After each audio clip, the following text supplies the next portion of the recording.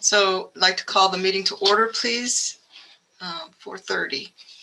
And we'll do a roll call. And since I can see all of your faces, rather than calling your names and having you wave or whatever, I'm just going to run through the list if that's okay with everybody. I see Dale, Bryden, Thomas, myself, Rhea, Callie, Kim, Joanne, Eric, Jared, and Megan. So with that said, I don't think we have any public to be heard tonight. So we'll just jump right to the approval of the minutes from last month. I hope everybody had a chance to look at that. Is there a motion to approve those minutes?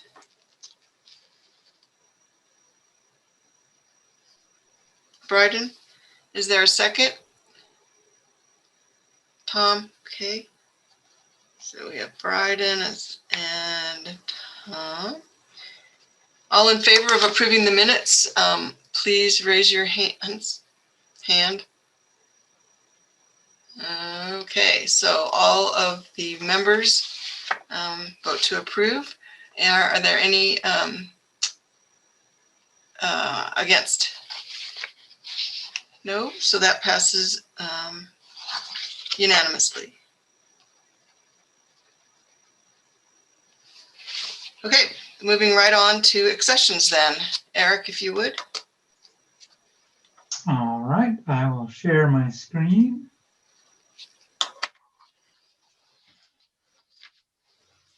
So you should see the May 2021 proposed accessions to the Longmont Museum collection. The first item up is a double stroller. This was originally purchased in Biloxi, Mississippi, 1955. The family did move to Longmont in 1959, and the stroller was probably used for their youngest child, born in 1961.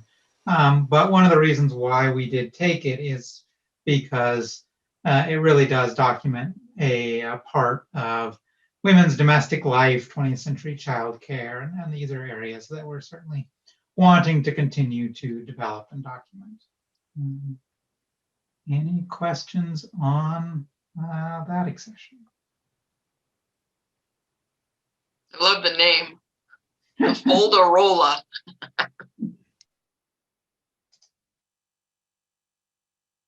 Yes, it is a cool piece and in good condition. All right, next up is actually one you have seen before as a, do you think we should take this? A City Bottling Works bottle, Longmont, Colorado, with the stopper. We discussed this in March because we had similar ones, but without the stopper. And at that time, the board felt it was appropriate to collect this one since it was more complete. So we have now actually received it into our possession, and so we can officially bring it to the board for a vote. Next up is a little bit larger donation, and this comes from Longmont's Public Safety Department.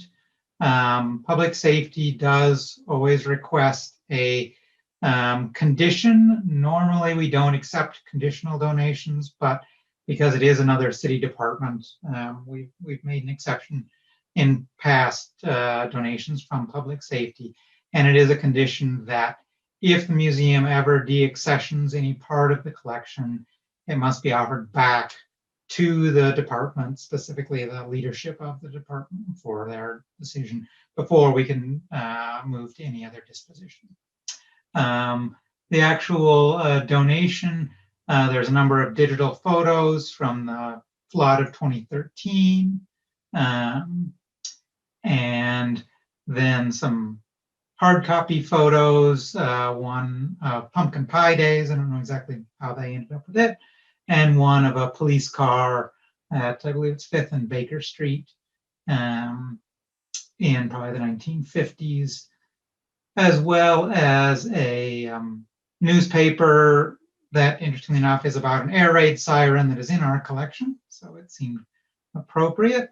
Some evidence and non-evidence tags, an emergency preparedness plan, and it's hard to see this little silver thing here is actually a measuring tape that was used at crime scenes.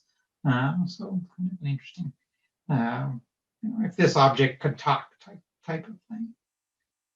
Any questions on that donation? Seeing none, we will move on to the first of what will be a number of these.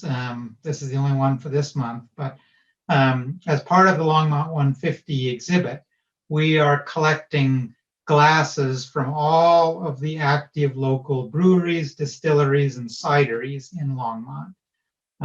So this one is from a very small and only very infrequently open brewery in Prospect called Primitive Beer. They use wild yeast to create their beer. And so they've donated this Bordeaux glass that they use for their beer. Any questions on this or the sort of whole concept of accessioning all of these glasses from local breweries?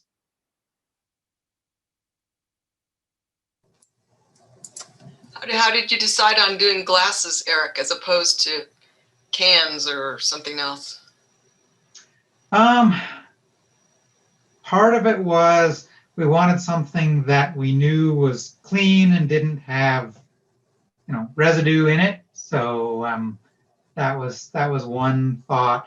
And then it's just a little more unusual. I think, a lot of people collect cans and bottles, but doing the glasses. And then History Colorado did a similar display of all of the pint glasses from breweries throughout Colorado. So we thought that was kind of a fun thing to play off. Anything you can share about how they're going to be shown in the exhibit? Basically, they'll be, I believe, the plan is to have them all in one case, I think sort of on a tiered display system. Cool.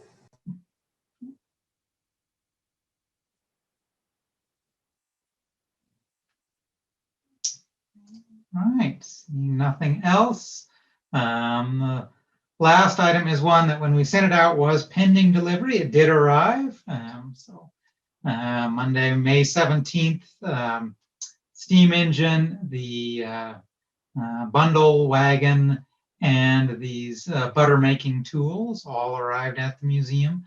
It's a little hard to see sizes on these. The steam engine is about 3 feet tall, 3 feet wide. The wagon is about 2 feet long, and this box is about 18 inches square. And the nice thing about these, which again are something that we did discuss at a previous one, is previous advisory board, is that they all do have very strong local connections. They were made in hygiene, used in hygiene. So we're actually planning on, if the board approves it, displaying the steam engine and the wagon in Longmont 150 as well. Any questions on that accession or any of the?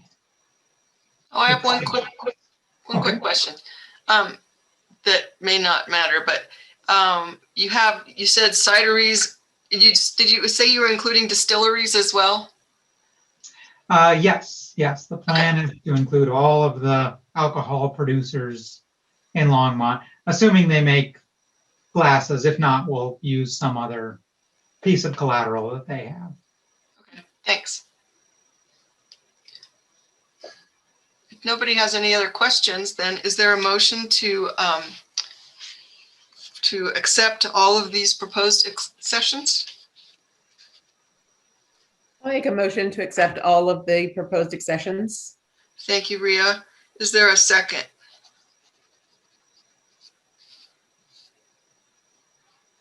Bryden, Bryden, thank you. I'll second.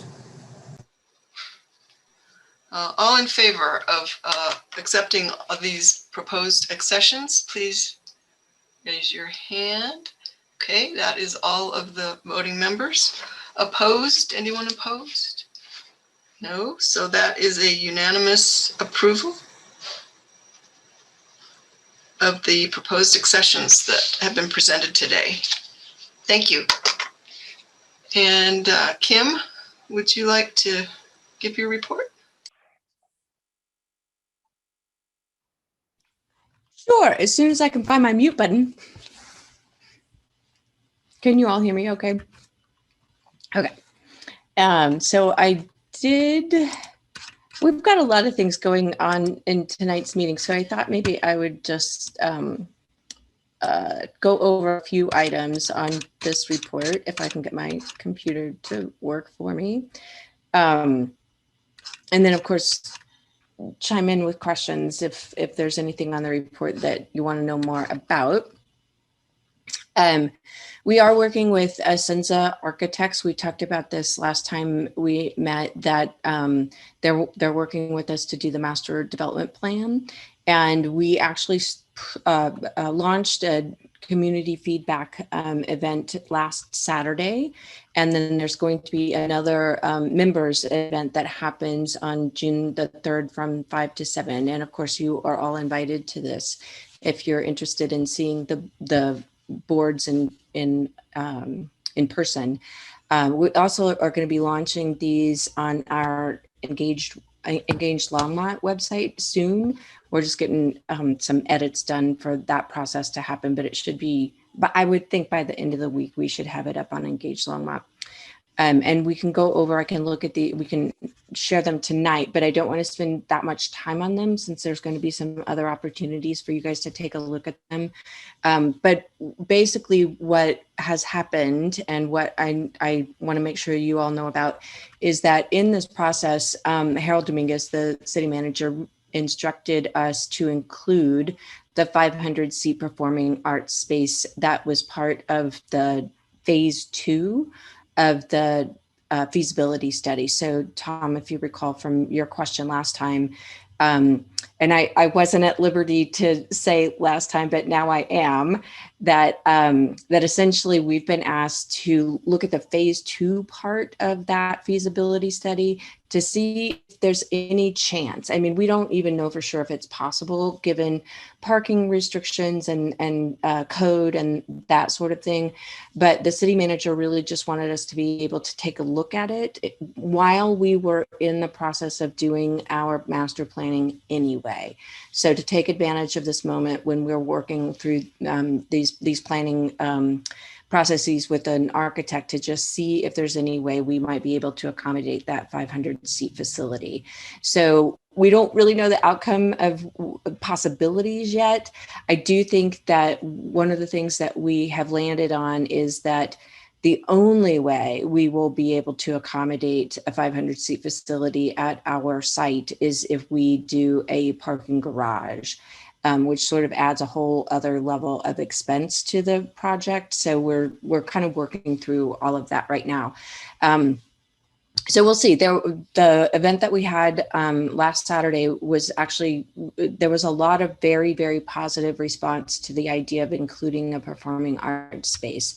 So we'll see, kind of how that plays out with our additional community feedback. And of course, we want your feedback as well. And I want you guys to be honest about it, just tell us what you think.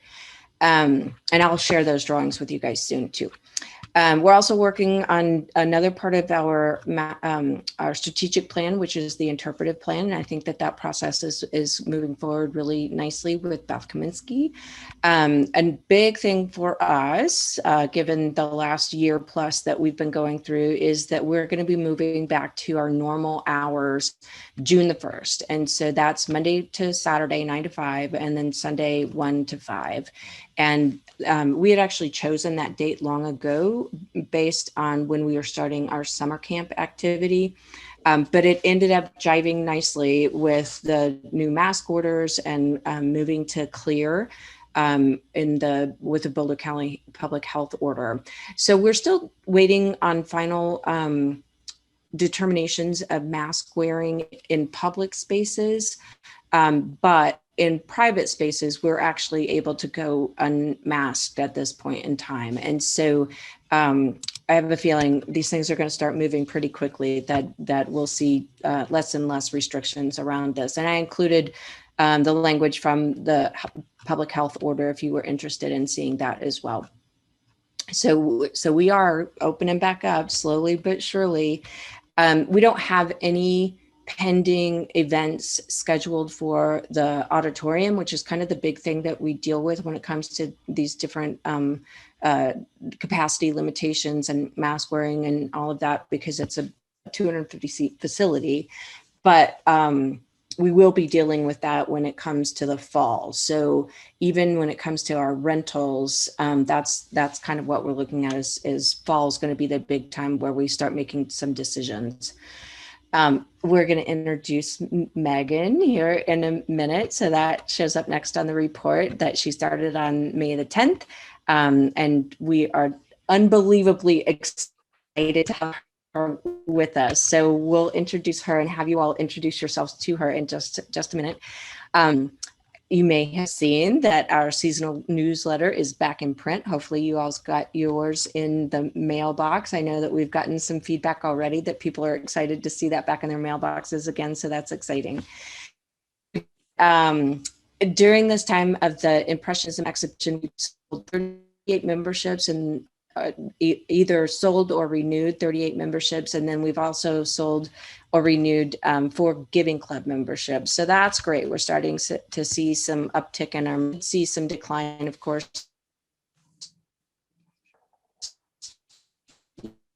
You might expect we saw some decline with that. During the school district, the Innovation Center Elementary STEM program that we're working on, and then also with their mobile lab. And so those are some things that, again, we've been working on for some time, but they sort of took a back seat during the pandemic, and we're trying to get those moving again. So those are underway. My computer is being very slow, so I apologize as I move to page 2. We do have great sales in our summer camps. In the report, it says 26 of 30 have minimum capacity, but in fact, I think it's even more than that now. The only ones that we've had trouble selling are the ones that are virtual. So clearly, nobody wants to do virtual programming anymore.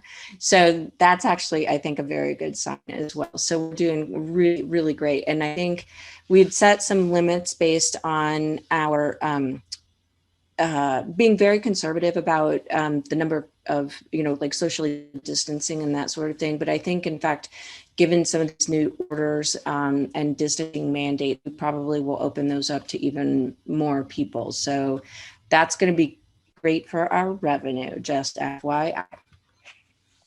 We've also awarded all of our camp scholarships, so that's really good as well.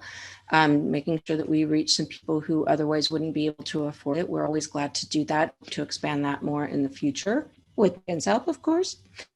And then one of the things also in our strategic plan is some inclusivity work. And so Anne in our education department has started an internal idea group that we have come to prefer this acronym of IDEA for our inclusivity, diversity, equality, and accessibility work. You might see this in a lot of different ways. A lot of people say DEI, or you might see IDA, or it comes up in a lot of different ways. And the one that we have come to really embrace is IDEA. It's got a lot of other connotations, so we like it. And so we really are trying to figure out how we can embrace this better at the museum and go from beyond just welcoming people, but also creating a space where people feel like this is where they belong. And so we've started that in a lot of ways already. We've done Spanish translation in our rotating exhibitions. And of course, the work that Anne does with some of the outreach. But we got some things that we could do in addition to all of that. So we're going to keep moving that forward. And then maybe in the same vein, in the virtual tours that we're doing, Eileen's been working on one that it centers on women of Longmont. And so that should be working shortly. I don't know, Eric, if you've got any updates on that, but I think that that's just about ready. And then I'll move just a little bit further on that, you know, we've been getting loads of loans and donations coming in for the Longmont 150 exhibit. So again, Eric's been really pounding the pavement to try to get some representative collection to tell a really great story in that Longmont 150 exhibition. And then he's also started an internal data and evaluation group that's part of our strategic plan. So I think that this is all really great timing, especially with Megan starting with us, because a lot of the work that she's going to be doing is going to really center on trying to understand, you know, donor data and revenue data and evaluation data, all of those things for grants. So this feels like it's all coming together rather nicely. And then we also included a bullet point here about questions that we've been getting pretty frequently lately around the KKK. I don't know if you might have seen that that History Longmont recently published, if you will, they made public the journals that they had in their collections that document members of the KKK. And it's that and the, you know, the political climate that we're living through at this time have really prompted a lot of people asking questions about the history of KKK in Colorado, the history of KKK in Longmont. And so we've actually received a lot of questions about it. And Eric's had to rewrite some things. And I think that as, you know, to try to be responsible at the same time as not kind of, I'm not exactly sure how to characterize this, but we want to be the most responsible historical institution that we can be when it comes to these questions. And so we've committed to acknowledging that Longmont, you know, was controlled by the Klan for years in the 1920s, and that we don't take a position on whether a local historical figure was a member of the KKK unless at that time they publicly aligned themselves with the Klan. There actually is a lot of, I mean, this is tricky history, you guys. I again don't know how aware you might be about this, but essentially, you know, in the 20s, it was a social group. Like this basically showed up in yearbooks as like a social part, you know, like everybody got together and they were part of the social KKK, blah, blah, blah. So it's really difficult to untangle members of the KKK that were doing nefarious things from people who joined because they thought it was a good social thing to do. So it's kind of a tricky line to walk, and we are trying to be responsible historians when it comes to this. And so we're trying not to be, we're not hiding this history at all, but at the same time, we want to be responsible caretakers of it. And it's coming up over and over again. So I just wanted you all to be aware of that. I'll let Jared talk about Longmont 150, the next section of the report. We had a very funny staff meeting the other day where I was like, what are you up to? What are you up to? And everybody answered, Longmont 150, Longmont 150, Longmont 150. So that's kind of what he's working on, is Longmont 150. And then moving on. Onto the auditorium programming and special events. I'll let you guys read through this. I know that a lot of you paid pretty close attention to the different programs that we do, and so they're listed there. And then Justin includes a kind of snapshot, which includes the winter and spring. We had 50 programs, 66 program participants, 12 partner organizations and collaborations, and 1,800 views. That's through our website, Facebook, Longmont Public Media, and the Comcast channel. So we're getting tons of views through those different outlets, which is pretty amazing.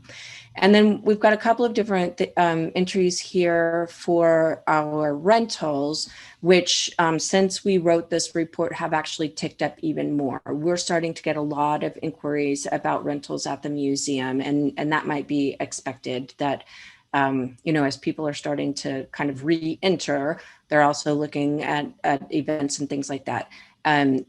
There is one kind of pending thing in terms of how we navigate this, which is we don't quite understand what eating and drinking looks like at the museum as it relates to our rentals. So we're working with the city attorney's office to try to navigate that and have a strong kind of solid policy about it as we re-enter, if you will. So that's good news, actually, because that means more revenue for us as well. And then we've got the visitor services entry there. You can see that we've got 841 visitors in April. And then our free day on April the 10th, we had 111 visitors and then about $2,700 in sales at the gift shop. So all of those are great numbers in terms of kind of ramping back up to what might be normal. We did do a program that we hadn't done previously, and it's turning out to be quite successful, which is that essentially in that first block of time, we're doing time tickets right now. And so in that first block of time, we've reserved those for assisted living groups and reached out to them to try to see if anyone was interested. And so we've been able to get some groups in during that first time period, and I think it's being extremely successful. So I think that this is one of those things that we will probably take forward even after the pandemic passes, that we can kind of learn some of these lessons going forward. And then we've got some new people coming on in order to ramp up for more people in the building and more events going on in our facilities. In terms of the work that Angela's doing with AIPP, they have been working through a task force to try to select the executive committee. And so working through nominations for that. And then also working on I'm trying to read through this quickly. So we have just like with the Museum Advisory Board, the Art and Public Places Commission has some open positions. And so if you know anybody who might be interested in either the Advisory Board or Art and Public Places, then please let us know all about that, because we all need those positions filled. And we find that the grassroots efforts are often more effective than some of the other postings that we can do. So let us know if you know any of your friends that might be interested in joining these boards. And then Angela also did a presentation at the Front Range Community College Latino Excellence Achievement and Development Series, which is the acronym is LEADS. And these are a group of students that represent folks from the Latino community. And I think that the work that they do there is amazing. To try to build these sort of leadership skills in these students in the Latino community. And I think they're a great resource for trying to be able to sort of pipeline professionals. And so I'm very excited that she was able to make that connection, and we hope to be able to partner with them even further into the future.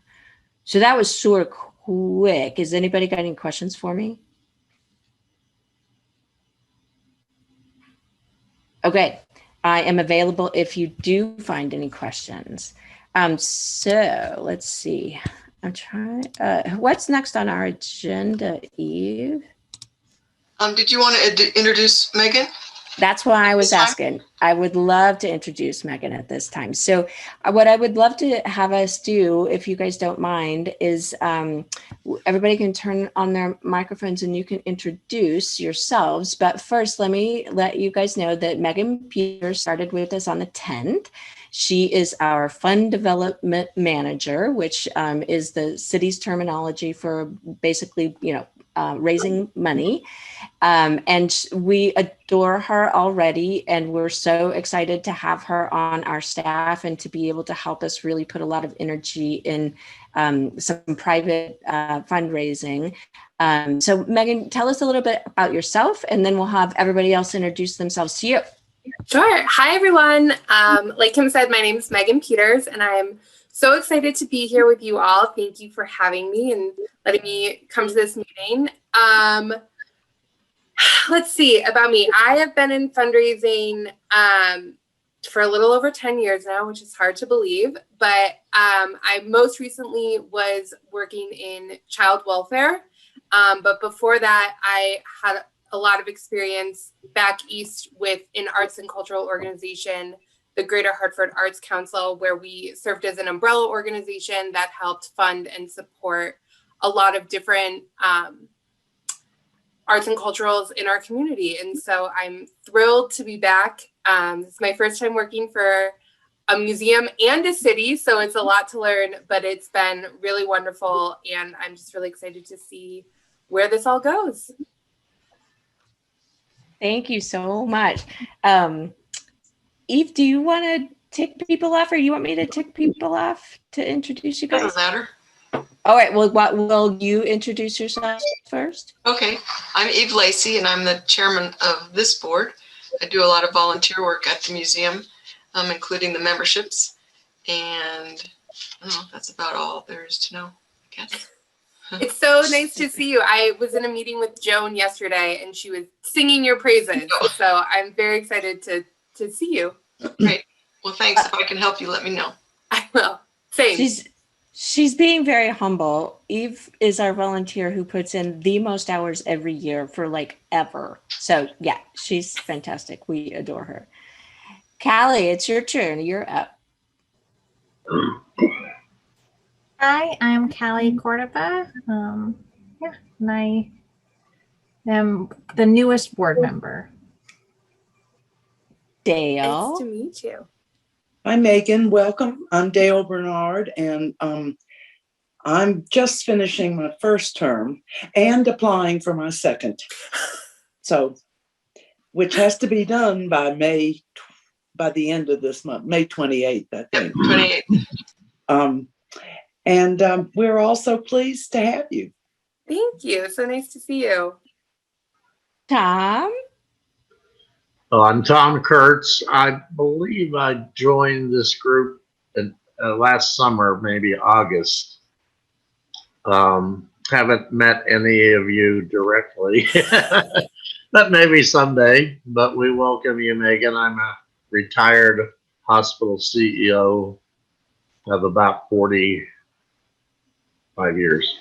Wow. In total. Yeah. Wow. Nice. Ria. I started when I was 1. I figured. I just assumed that. Yeah. Ria, you're up. Hi, Megan, welcome. I am Ria Moriarty. I am not sure exactly when I joined the board. I took over someone's term who had left. So I joined sort of off of the regular schedule, and I'm now in my first actual term. So maybe 2 years. Anyway, it's been a joy to be on the board. So welcome, I'm sure. Thank you. So nice to meet you. Ria, tell us where you work. I work for the Longmont Humane Society. So, Oh, yeah, I'm the director of operations over there. So nonprofit is very nice. my thing, kind of. So. Yeah. So I'm very, very familiar with the need to fundraise. Yeah. Yes. That's great. Bryden. Hi, I'm Bryden Cook. I've been on the board since 2016, and I guess I'm the vice chair too. I'm a writer at a technology company in town, and I just love the museum. Very nice to meet you. Susie, are you there? Do you mind introducing yourself? There she is. Yeah, here I am. I'm joining from my phone today. So I am council member Susie Hidalgo Faring, and I'm serving at the board as the board council liaison. And I'm also still in my classroom. So I'm also a third grade bilingual teacher. Oh my Indian goodness. Beach. So that's you've what I got do. a ton of free time, sounds like. Yeah. Nothing but free time. So nice to meet you. Nice to meet you. Welcome. Thank you. And I have somebody on my screen that just says community services. I'm not sure who that is. Angela? I think it's Angela. Are you also? Then I have two. Facilitate. Oh, no. Never mind. It went away when you turned your camera on. Okay, sorry. Okay, that's all of us. So does anybody have any questions for Megan? If not, forward. All right, great. Okay, where are we next, Steve? Okay, so now it says you're going to talk about the unaudited statement.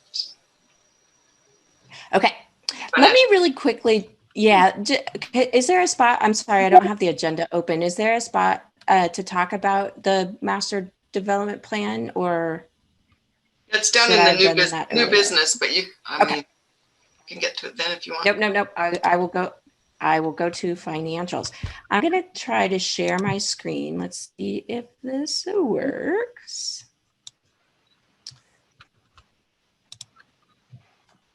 Tom, you had asked about this at our last meeting, so I thought it might be worthwhile to I don't want to spend a ton of time on this, but if anybody has any questions about it, of course, just let me know. But I think it's totally appropriate for you guys to understand the way our budget works a little bit better, and it is a bit of an education. So if you have any questions, just let me know. Can you guys see the screen there that has the financials on it? Mm-hmm. No? Yep. You can. Right, great. Okay, so one of the first things I want to make sure you understand is that this is our 2020 year in financials, but they're unaudited. So this is a draft, but in fact, it's probably pretty close. The things that tend to change before they finally get audited are very minor. So I would call this pretty darn close to final, and the audit should happen. The audit should be happening really quickly. So these are going to be pretty close to the final numbers. But just so you know, these are unaudited figures. And I wanted to bring this part of the report up just to make it clear to you that we've got essentially 4 different funds that the museum operates. But in the general fund, those dollars are essentially use it or lose it, if you will. We don't maintain any of that year over year. And so at the end of the year, that is zeroed out. But that's not true for our AIPP fund, our Museum Services Fund, and the Museum Trust Fund. And at this point, we are at about $2 million in the bank, if you will. And that the majority of that money really does come from the AIPP fund. And so the way that fund is populated is through capital projects that are over $50,000, and 1% of those projects hit that AIPP fund. And so during after the flood happened, and there was a lot of capital improvements that happened on the heels of the flood, this balance really increased a lot. And so we're still kind of seeing that. And Angela's working really hard to try to spend this money so that, there's no reason to keep its fund balance as high as it is. We should be paying artists is what we should be doing, and so she really is working hard to try to pick at that fund balance. But we are sitting nicely. I don't want to take these down to zero. I want these, I want to have a little bit of cushion because anytime we might go over budget, this is where we would rely on a little bit of cushion. So I like having a little bit of buffer in.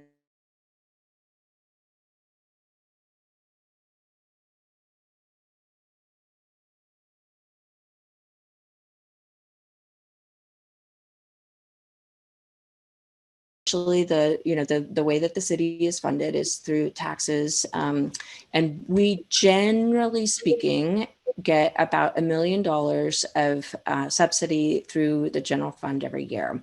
And what you see here is what we receive at the museum as revenues.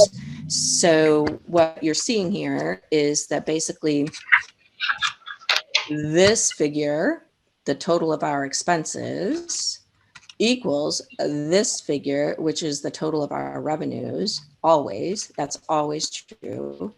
And so the amount of money that we get from our revenues is offset by the amount of money that we receive as a subsidy from the city. And then there's, always these sort of miscellaneous dollars that show up as well. So basically, our revenues that go back to the city, plus the subsidy that we receive from the city is our total revenues in the general fund.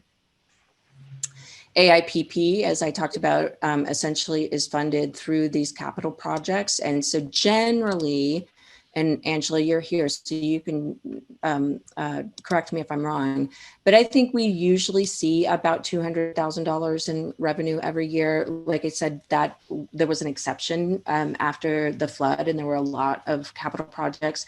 But I think generally speaking, this is the sort of revenue that we expect to receive every year. I think if Angela disagreed with me, she would tell me. So then okay, thanks. And then museum services is, that's where we really see the grants hit that fund. The charges for services, those are the educational programs. So our summer camps and art and sips and that sort of thing, those dollars hit this fund. And then we see our private grants, our private fundraising hit this fund. And then the kind of wonky thing, this one right here, when we were ramping up to be able to get SCFD Tier 2 qualification, we actually passed a number of resolutions through City Council in order to be able to have our budget reflect things that were museum related that otherwise didn't actually hit our budget. So for instance, building maintenance and parks mowing and things like that are legitimately museum expenses, but actually showed up on in different accounts in the city.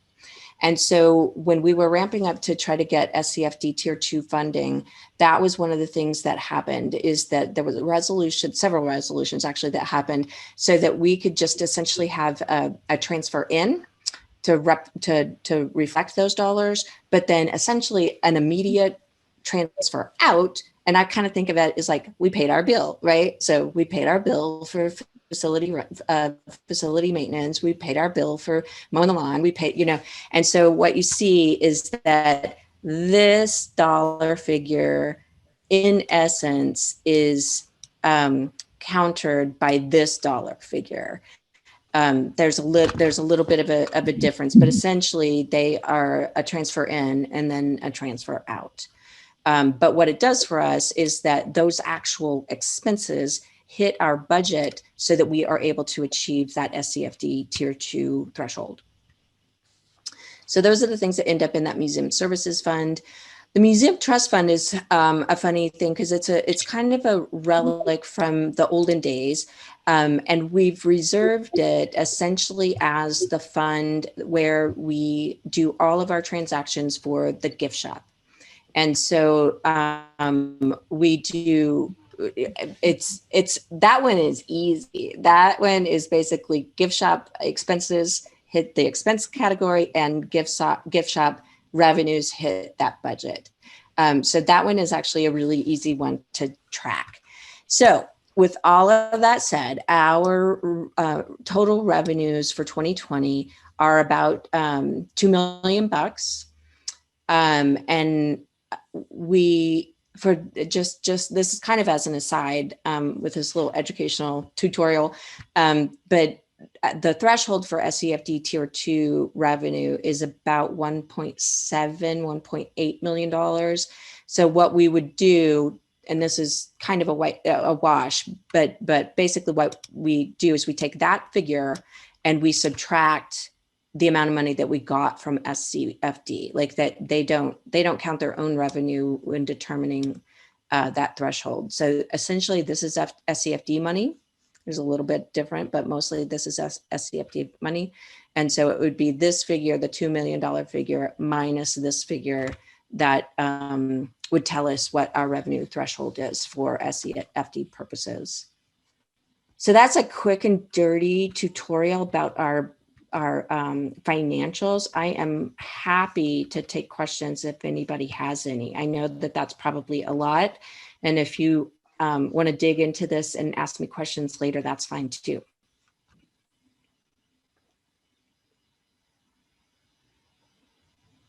Okie doke. I don't think there's any questions. So Eve, if you want to take us on.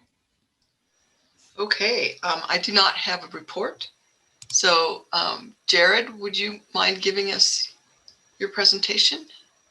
And then I don't know if you also want to address the things that you're doing that were in the director's report, all the stuff you're doing for exhibits as well. Sure. Thanks for inviting me. I'm going to start talking a little bit about my background, talk about what our exhibition process is, and then talk about some of the upcoming exhibitions we're going to have coming up. So I'm originally from Western New York, the Rochester area. I've been in Colorado about 25 years. I've been working in museums for over 30 years now, and I've been involved with like 50 or more exhibitions. I was a studio art major in college with a concentration in printmaking, and luckily got a job right out of school with the Strong Museum in Rochester, New York. They were originally a museum on Victorian history, but while I was there, they switched over to more family-friendly audiences, and it's been incredibly successful for them. They've added on to their building 2 times, and now they're in the middle of a 3rd edition. So it's kind of interesting to watch that transition take place. Moved to Colorado in '96, got a job with the Denver Museum of Nature and Science in their exhibition department, doing design work and some exhibition development. Worked there about 5 years, took some time off, motorcycled through India, Southeast Asia, came back to America and found a job at the Longmont Museum. My original plan was only to be there about a year, go to grad school, and 16 years later, here I am. My roles definitely evolved over the years. I'm currently curator exhibitions, a role in which I wear many hats. I oversee all the gallery work and work with the exhibition team on what exhibitions we want to pursue. You know, I do exhibition development, design, fabrication, installation, deinstallation, curated shows from scratch. We work with guest curators. We also do rental exhibitions. It pretty much runs the gamut. One thing I really like about the Longmont Museum is that we're small enough that we can kind of decide what we want to pursue. And it's also really a creative environment and a lot of really great people who are passionate about their work. So our process, we have about 2,500 square feet of temporary exhibition space and about 2,500 square feet for Front Range Rising. And we do a mixture of in-house developed exhibitions, such as the Lowrider exhibit, Longmont 150 coming up, World War I was in-house developed, Teepee to Tiny House, which was supposed to open last summer, but it's going to open next summer. We do rental exhibitions. So there's lots of companies out there that have rentals we can bring in-house. Like examples of that would be Ansel Adams, the dinosaur exhibition, tree houses. Red Grooms wasn't really a rental, but we did borrow it from another art museum. If we do rentals, we like to make it relevant to Longmont. So we'll sometimes add things locally, like the dinosaur exhibit. We borrowed bones from DMNS, Denver Museum of Nature and Science, or taxidermy animals for the Treehouse exhibition. Red Grooms, we borrowed rodeo items from the Pro Rodeo Hall of Fame. And then we also do guest curated shows such as the Impressionism exhibition that's on there right now. But believe it or not, we can usually do the in-house exhibitions cheaper than most of the rentals. And one of the advantages of doing it in-house is we can customize it to represent our community. And what we'll do is we'll reach out to members of our community who have an expertise in the subject we are presenting and form a committee to help develop the content of the exhibition. And we also get to do the fabrication in-house, which is kind of a rarity in the museum world these days. We're really lucky to be able to do that and have the facilities to be able to do that.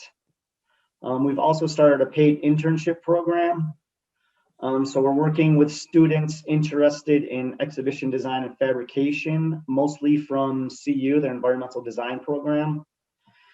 And I've been doing this for 30 years, and I just kind of want to pass some of my knowledge on to the next generation. So it's nice to do that. And so far, it's been pretty successful. We've had some really good interns. So we do have an exhibition team that meets twice a month where we discuss exhibition development. We'll brainstorm what exhibitions we want to pursue, get all these ideas together, and then we'll do a visitor survey and just see what the visitors think, just because we might have blind spots on what we think might be popular or what's not popular. So it's great to have the visitors chime in. And we're actually in that process right now of getting the visitors' input on what we want to do next. Right now, we are booked through 2023. So we're looking for exhibitions for 2024. And once we do that, we have an exhibition development process, which I'm going to share with you guys.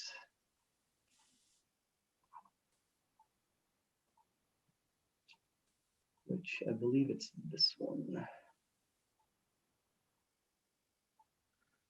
So essentially, we'll develop the initial exhibition concept. We have a program evaluation tool, which was something that came out of our last Strat Ops. I'll show you that real quick. So did that change to a new screen, or are you guys still seeing the original screen? It changed. Okay. So we call this PAT, our program. What does PAT stand for? Something, program assessment tool. So it's 10 different criteria, and then it's a matrix. So we see, what does excellent look like? What does adequate look like? What does poor look like? And then we do a score based on that. And then we add it up in it's a way we can compare exhibitions against each other through all these criteria. And we found it really helpful just to have conversations around the exhibition and how it's going to impact different parts of the museum, like education or programming, the facility. So this has been really helpful, just mostly for just having the conversations, getting everyone on the same page of what this is going to look like. So after we do that, we'll run some front-end evaluation with visitors, gauge their interest. We've also done evaluation with what titles people like, things like that. We'll put it in the schedule, form a project team, determine who the project leader is, contact any community stakeholders, content specialists, define roles, responsibility, who's going to do what. We'll have meetings, brainstorm the content we want to have in the exhibition, develop a budget, talk about potential funders we might use, and then it's researching all of the content, determining loans, permissions, conservation requirements, learning goals, programming plan, develop a marketing plan, how we want to spend our marketing dollars, design approach. We'll do a quick bubble diagram. So what's going to go where, how things relate to each other. The exhibition look and feel, colors, fonts. Do we want it old? Do we want modern? What are we trying to get across in that regard? Develop the budget more. What's everything going to cost? Fundraising plan. Are we going to need staff in the gallery? Determine what's going to be done in-house, what's going to be done out-of-house, shipping costs, all of that. Then we'll do an outline, which is everything that's in the exhibition, all the objects, photos, text, determine loan paperwork, any contracts we might might need. Then we go into design. We'll develop the interactives, what's going to go where, create a 3D floor plan. We use a program called SketchUp to do that. ADA accessibility review, end of plan, life for components. So if we build stuff, we want to know, like, can this be used elsewhere in the community so we just don't have to throw it away after it's been on our exhibit? We build prototypes, get these in front of visitors, see if they're using the interactives the way we thought they would. Get any translation done. We are doing our exhibitions in dual language now, English and Spanish. Then it goes on to production of the exhibit, mounts, labels, graphics, you know, what's going to go in the case, where it's going to go, and then it goes into install and then deinstall. So that's kind of it in a quick nutshell. Does anyone have any questions on any of that so far? All right, next I'm going to show you guys what we're going to work on, or what we've got coming up in the future. Next we have Longmont 150. So I'm going to share the floor plan on that. So Eric's the lead curator on this. It's divided into 5 categories. So this first section will be technology, or no, it's natural disasters. Sorry about that. This section is technology. This section talks about beer and water and the relationship. A lot of breweries located here because of the quality of Longmont's water. This section is on transportation, and this section is on equity. So SketchUp's a really great program. It allows us to lay everything out 3D. It's to scale, so I can take measurements off that, determine what's going to go where. This is a cool civil defense siren in our collection. This is a little interactive we're doing on the train crossing at Main Street. So there'll be all these little cars and an actual electric train going back and forth across Main, and then you can write a comment on your experience with getting stuck on Main Street by the train. After that, we have an exhibition called Washi. Let me show you that one. And Washi it's based on Japanese paper. And it's 9, so this is a rental exhibition. It's 9 Japanese artists. And it's a really traditional method of making Japanese paper. But these are contemporary artists that are actually using it to make sculptural things. A lot of it is 3D, some of it is 2-dimensional. But I don't know if any of you guys saw the Above the Fold exhibition. It's the same company that we rented that from, and it's actually the same curator that worked on that, put this show together. So a lot of really nice varied stuff. So we're really excited to have this in the gallery. And this one will open on January of next year and will run till May. But just like, this is incredible. Just, it looks like lace work.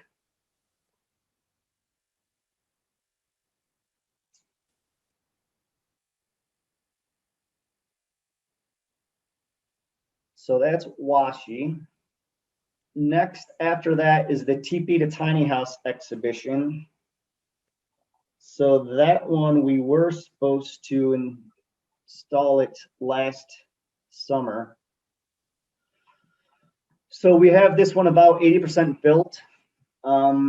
This is a family-friendly exhibition. We want it super hands-on. So this is going to be a shepherd's wagon. They used these in the late 1800s, early 1900s for sheep herders. So they would pull it to a pasture in the mountain. The sheep would graze, and then once they're finished grazing in that area, they could move it to another spot, and the sheep herder would actually live in it. So it's going to be full size. You're going to actually be able to go into it, kind of see, you know, what their life was like. This section talks about log cabins. These are some actually historic logs that were from one of the early log cabins in Longmont. This will be tools related to that, to building a log cabin. This is actually a log cabin made out of pool noodles. So kids will actually be able to build a log cabin and tear it apart. This will be a pillow fort building area. That's kind of geared towards younger kids. This is actually a full-size tiny house. This is actually already built. There's a 53-foot trailer in the back museum parking lot. I don't know if you guys have noticed that, but that's actually where all this stuff lives right now. So we built it so it could come apart, go into a trailer and store it. So we'll be able to pull that out, put it back together. Hopefully I'll be able to remember how to put it back together because it'll be 2 years since we built it. This part talks about Native Americans and living in a teepee and how they were designed to. The premise of the show is building a house is a conversation between humans and the environment. So you're building based on the environment you're trying to protect yourself against. This section will be on alternative building methods, such as like straw bale construction or earth bag, rammed earth. And we're also working with CU's architectural program to kind of brainstorm ideas of kind of up and coming types of construction methods. This is a wind tunnel interactive, which we have built a prototype for that. So we have components where you build a house, you put it in the wind tunnel, expose it to varying degrees of wind and see which designs hold up the best. So as I said before, we have this about 80% built, but there's still a lot of work to do. After that, we're talking about doing a contemporary Native American art show. So for that one, we want to bring in a guest curator. So right now we're brainstorming Native American curators and artists that we know that we could work with. And what we kind of want to do is bring people of color in as guest curators to kind of give them access to curating in a museum and just curating shows and just kind of share the power. So we're not putting, you know, a Western lens on what we're showing in the gallery. So that's going to happen in spring 2023. And then in summer 2024, we're doing an exhibition in collaboration with the Boulder Museum of Contemporary Art, where we're going to pair artists with farmers. And it's going to kind of focus on the land and the relationship to the land and try to get across what the visitor's relationship with the land is. So they're going to partner with the farmers over a period of time, and we're going to display the artwork that comes out of that relationship. We're also going to have artwork on 3 off-site like farms in the area. So between here and Boulder, Olin Farms is one of the farms we're thinking about working with. So we'll have artwork actually on the farms, and we're talking about possibly having a couple weekends where we activate the farms and have performers and other artists and everything come out to have more things going on. So that's kind of a quick what we do. Does anyone have any questions or need clarification on anything? That's great. Thanks so much, Jared. Yeah. It's always interesting. I don't know how you keep, and then of course you're the king of making those, whatever they call sneeze guards for everywhere in the city. Yeah, we got transferred to that once COVID hit, is utilizing our CNC machine to make plexiglass barriers for all the public desks throughout the city. And we ended up doing 75 to 80 of them, everyone custom, just sheets and sheets of plexiglass. But it was good. It was good actually to, you know, get back to work and feel useful after being stuck at home for so long.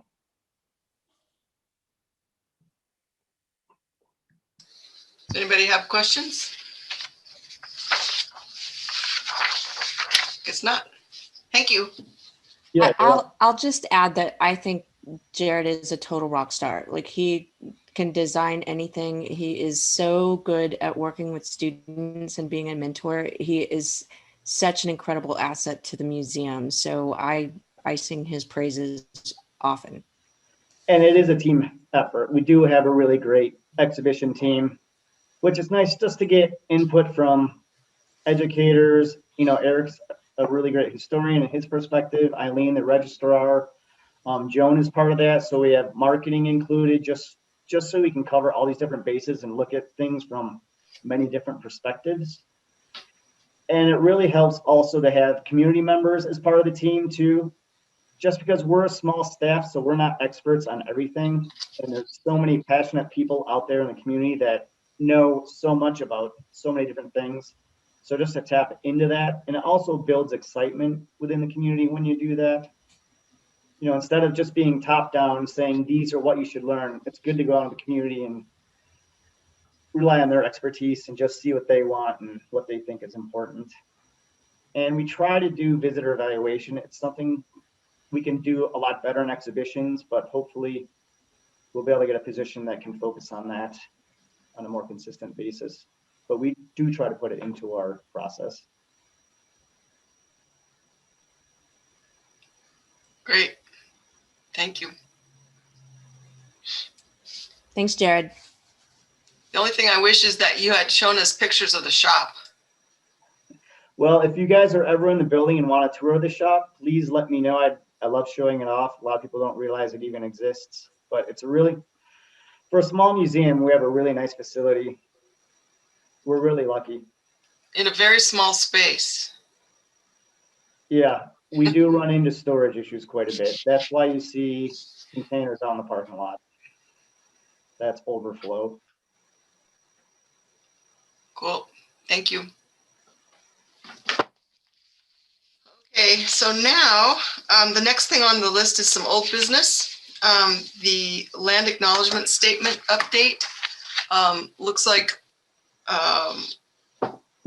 what I understand anyways, that we're looking for approval of the draft as a starting point for it then to be forwarded on to whether it's city council or other entities here in the city for additional consideration and updating.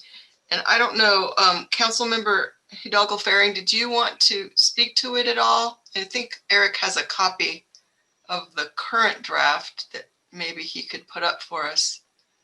I wasn't sure.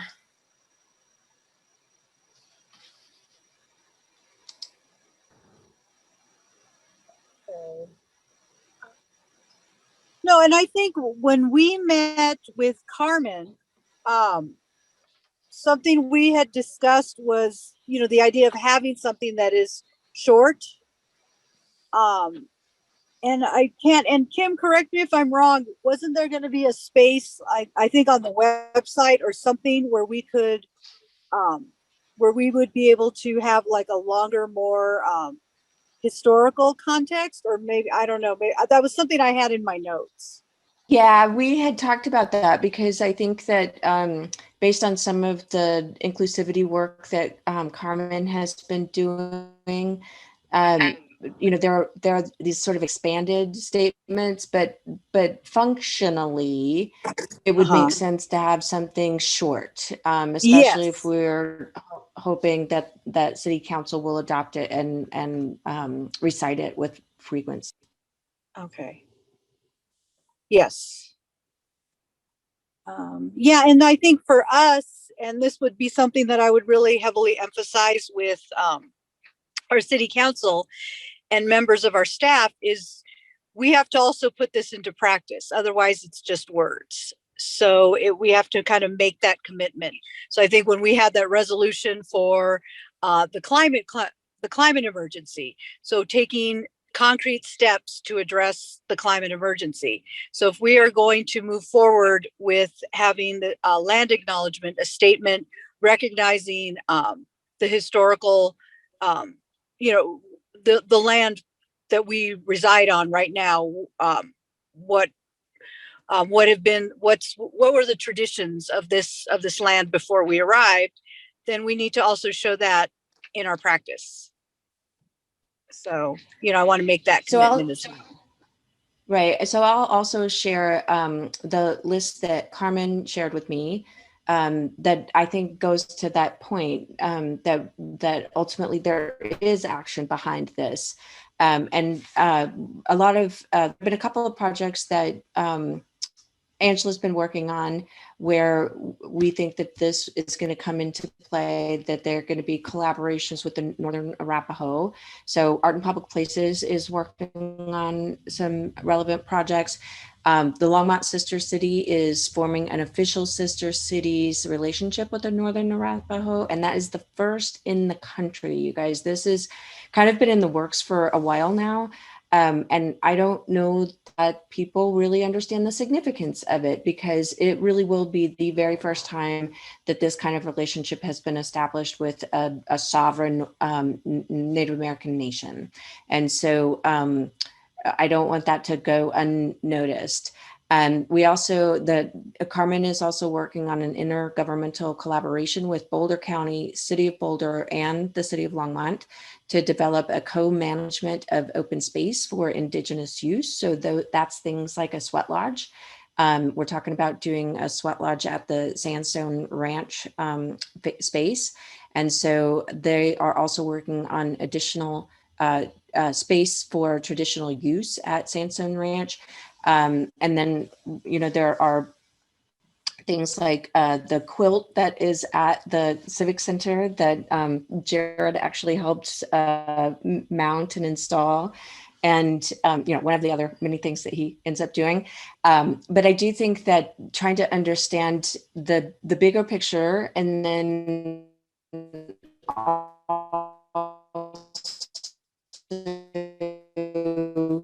what could be coming in the I would like to encourage us all to consider adopting this as a draft, so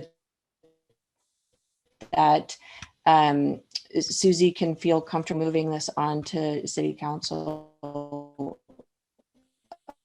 the other City Council members. Does anybody have comments, Does anybody have any concerns? questions about it? Oh, sorry. Go ahead.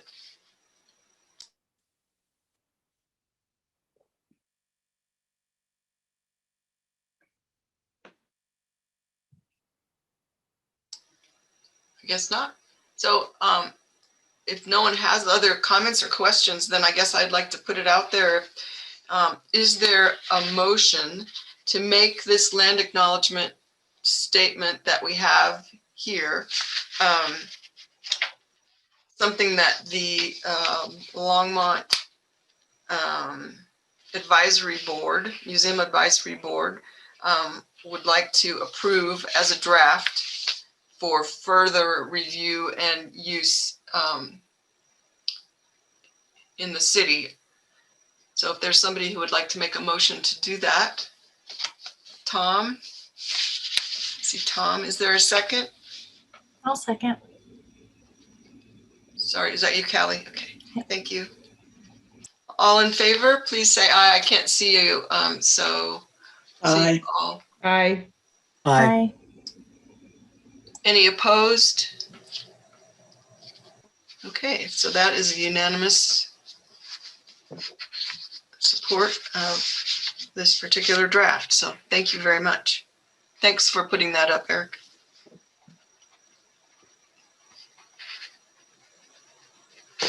So we'll look forward to hearing back what happens in the next steps, or the next reviews of that, and where we're going to go from that point. As far as new business, Kim, that's where we had the master development plan schematics information. If you want to talk to that. Sure. Hang on one second. I'm trying to share with you guys. Can you see that? Okay.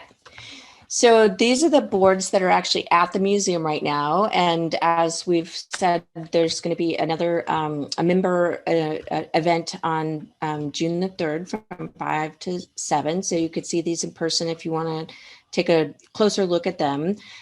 So I'm not going to go over these in detail. I just wanted to kind of introduce them to you and make sure you guys were aware of these opportunities to provide some more feedback. Basically what the architects have done for us is that they've broken them down in terms of a site plan with an accompanying floor plan. And so on the outside, you get a sense of kind of how it would occupy our portion of Quail campus. And then on the inside, you get a sense of what those different details look like.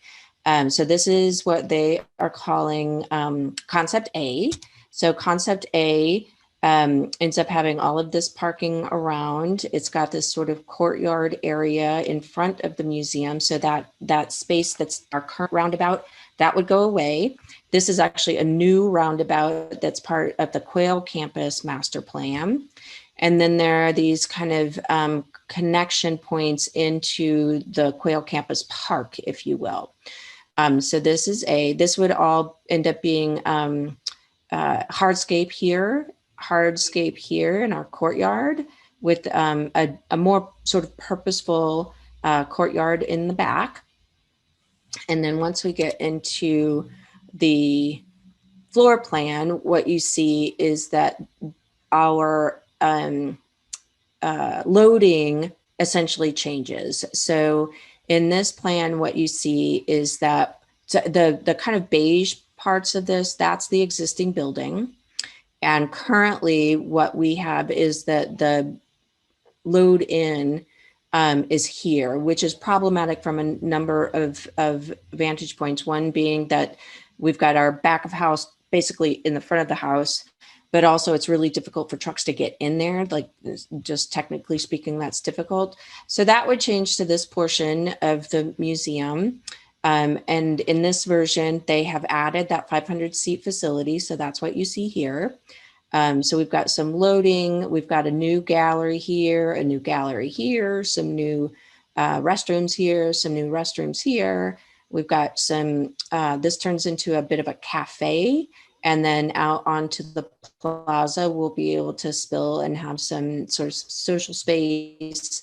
We are dedicating some of this to the specific spaces. I wouldn't pay that much attention to because all of this is movable at this point, but currently we've got this as the children's dedicated museum.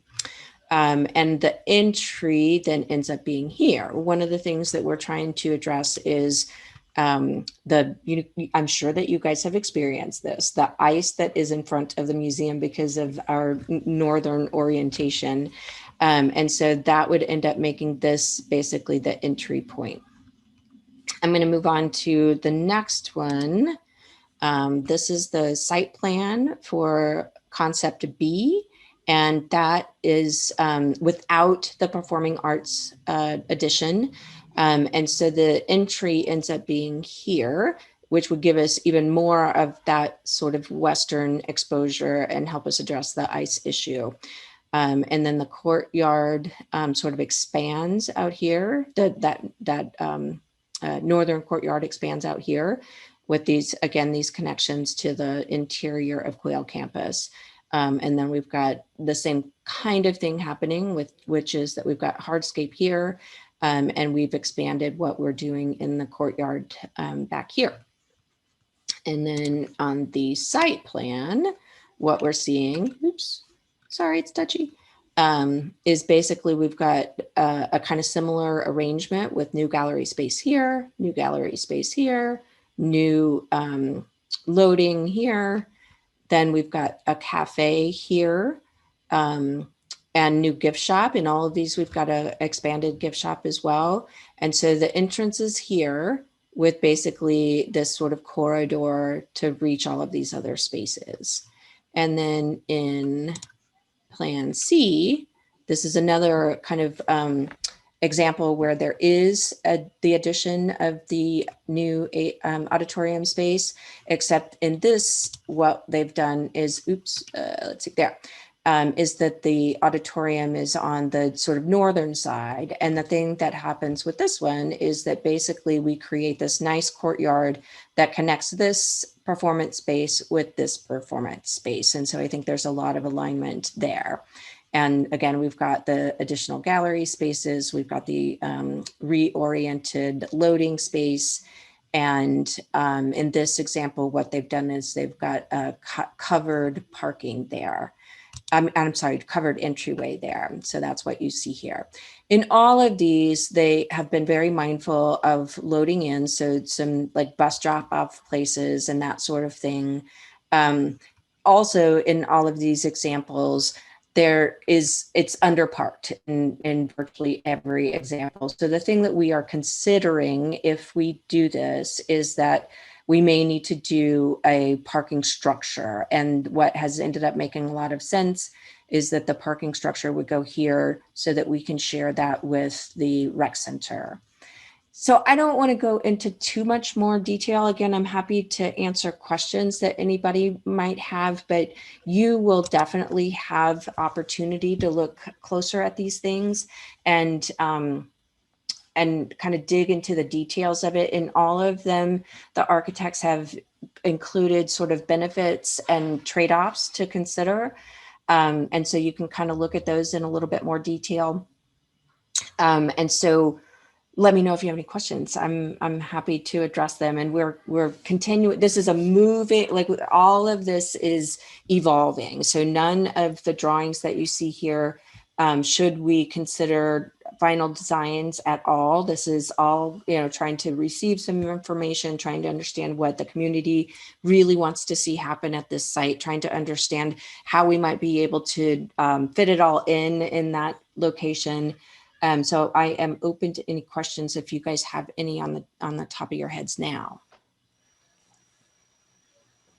Okay, we'll be sure to let you know. Go ahead, Eve. Sorry. I just have one question, and I'm sure this is totally out of line and maybe not something that you even have at this point, but do we have any ideas, costs on, we have three versions and then there's the parking structure. And I mean, do we have, any no ballpark at this point even? Not at this point. So basically what the architects are hoping to have happen is that we will get all of this feedback. And then of course they're getting a lot of feedback from staff as well. And so we'll get all of this feedback and they're hoping to be able to narrow this down to a single design. And as I said, these are high level conceptual designs. So it's not like it's a finished product, but at least narrowing this down to a single design. And then once we get to a single design, that's when their cost estimator is going to come in and really give this a thorough comb. And so we'll understand what the parking garage would cost. We'll understand what an additional 500 seat facility would cost. And so we hope to have the answer to that question by about mid-June. Oh, that seems fast. Yeah. Since it's past mid-May. Yeah, no, they're fast. We've been doing this. I know I can't even remember. It seems like maybe mid-January, and they are sticking to a schedule very well. And so I feel confident that they'll be able to get that for us. Okay, and I know that we really probably don't want to go here, but the extra 500 seat auditorium that potentially is part of the other project, does that just mean that we have more stakeholders involved in decisions on this if we go that way? Yeah, definitely. If we go that way, they will very understandably want and need to be involved with the design decisions. It wouldn't make any sense for us to build that and for them not to be able to use it. So we definitely want to make sure that their voices are heard in that process. And so, yeah, you're right. We will make sure that their preferences are heard. It may be the death of the project, Eve, to your point. I mean, if we can't accommodate their wishes in these plans, then we move to other opportunities for that 500 seat facility. Well, and then I would just hope too that if they're going to have that much input, then they also could help provide funding. The plan all along is that they would help with that, definitely, that they would be part of the fundraising and involved with that. Great, thank you. Yeah, no, I appreciate the questions. I have just a small question from when I was looking at it. Plans A and C say that one of the benefits is universal restrooms. Does that mean that that would not be something that they're considering for Plan B? That's interesting. I don't think that that's the case. I think that they are. I think that universal restrooms are in all of the plans. They just didn't call it out in B, but I Okay. think that universal restrooms are in all of the plans. Yeah. That's really good, lady. You looked at these. Go ahead, Tom. Oh, we can't hear you. You're muted. You're muted. Tom, can you unmute? Yeah, There I'm you go. trying. I couldn't get it. It was like frozen or something. When I went in to engage Longmont the other night to look at the schematics, I don't know what I was doing wrong, but I couldn't find them. Did you No. say they're not there yet? They're not there yet. We, Okay. yeah, I we, feel better nope, for you my are lack not, you are not missing anything. We've just had some editing that we've been working on. And so I think it's going to, cross your fingers, I think it's going to launch on Engage Longmont by the end of the week. So we've just, Okay, we've just I been, was thinking that's what you said earlier in your report, but I just wanted to make sure I wasn't totally inept trying to get in there. no, I'm happy to let you guys know once it's launched on Engage Longmont so that you can Great. get in and spend some time with it.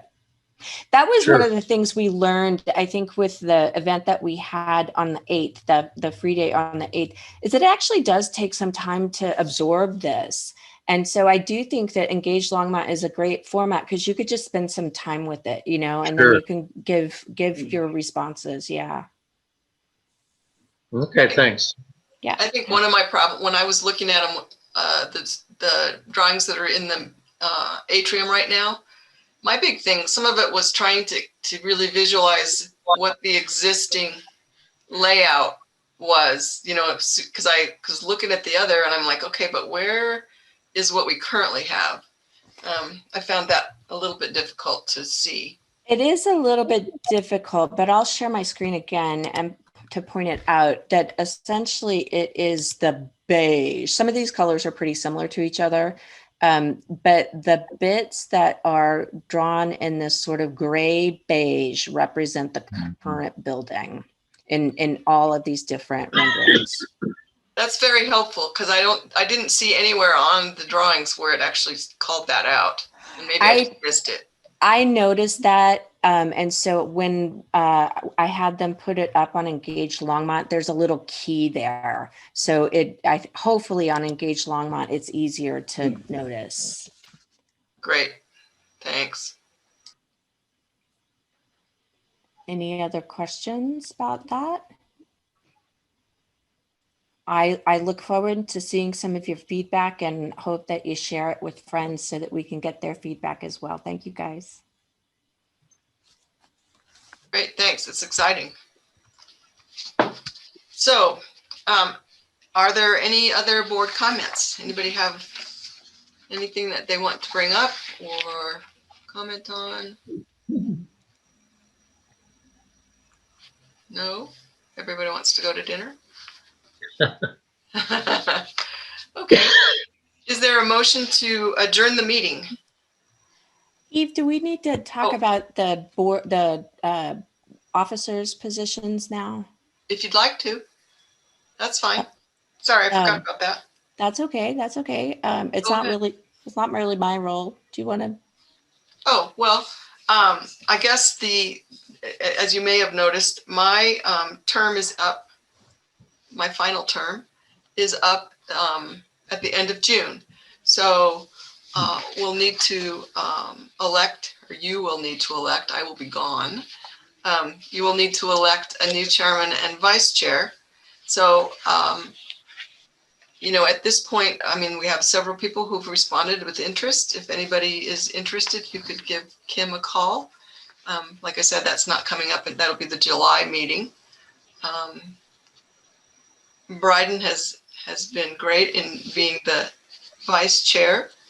And so there will be both of those positions for the new term that's coming up. So anyway, just give a thought to whether or not you'd be interested in doing that. It's not a super hard job, and any of you probably would do better than I've done. But I have a question. sure. Is there any reason that we could not hold the election in June for terms to begin in July so that we don't come to the July meeting without a leader? I don't really know the answer to that question. I'm not sure. Joanne, are you still there somewhere? Do you know? I don't remember seeing anything specific to that. I suppose if you're electing people whose terms continue, I don't know why we couldn't do that. Let me have Joanne check if she doesn't know. I think typically what we've done is that we've just moved it to the top of the agenda in July. Oh, okay. I think different boards may do it differently, but we can certainly do what you suggested, Dale. I don't see why not. But typically we have waited until July. I suppose that doesn't take into consideration who is either new to the board or being renamed to the board, because you wouldn't know by then, I suppose. So Right. I just happen to think I belong to some groups that do it that way. Go ahead and have the election for a term to begin later, but And it seems fair to the person who's coming in as chair that they would know ahead of time so that they weren't, all of a sudden, okay, you're the chair and you just found out 5 seconds ago. So whatever, it doesn't matter to me. So We'll check into that, and we'll just sometimes appointments are delayed or not made also. So let us check into that and get back with you. Great comment, Dale. Okay, anybody else? Oh, sorry. Is that enough, Kim?